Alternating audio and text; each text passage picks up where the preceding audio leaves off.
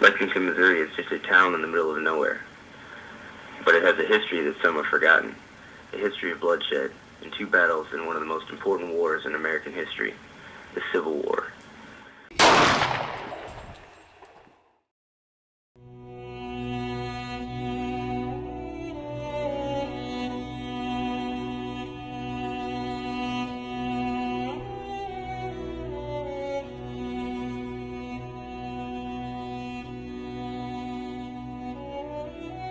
The importance of the battle is in Missouri is Sterling Price, after his victory down at Wilson's Creek, came to Lexington up here, and he recovered the state seal that was brought here from Jefferson City, and also $900,000 in money that had been taken from a local bank by the Union forces. And also it was a strategic position on the Missouri River, and it gave him the second victory in the war in Missouri. Lexington, Missouri is home to one of the South's wins. A three-day battle was fought in September 1861. The fight featured Confederate Missouri State Guard versus the United States Union. The battle was fought over control of the Missouri River.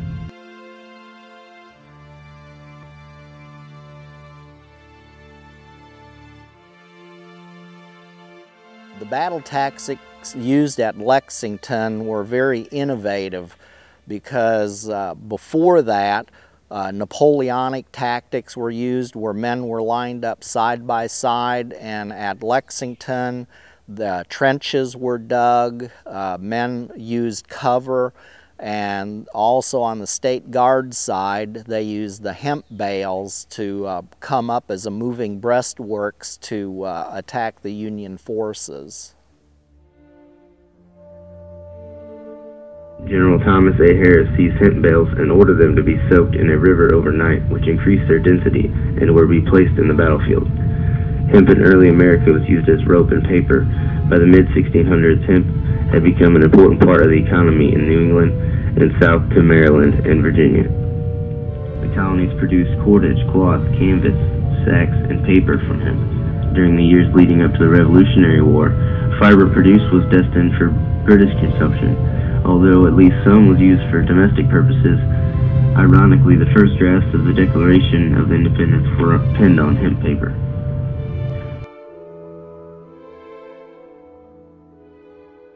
Today, hemp is known for its THC content, which is also a product of marijuana. Missouri State's Guard hid behind these hemp bales, giving them protection while they fired back at the Union. Missouri State Guard lost over 100 men to the Union's 1,700. The battle ended when all Union soldiers surrendered and were taken prisoner.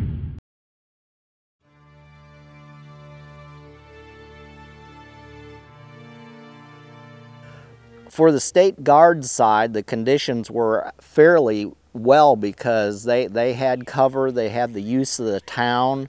The Union forces were eventually pushed into their trenches and completely cut off from their water supply, and that made it real desperate for the men because the horses were drinking the water, the men had lack of water, and it was extremely hot the days that they were there, and that eventually helped them to decide to surrender. Some of the original buildings and parts of the battlefield are still standing today. You can see holes from buildings and artillery shells in buildings from 1861. Families can come to Lexington and see Civil War reenactments and gun cannons that were used in that day as well.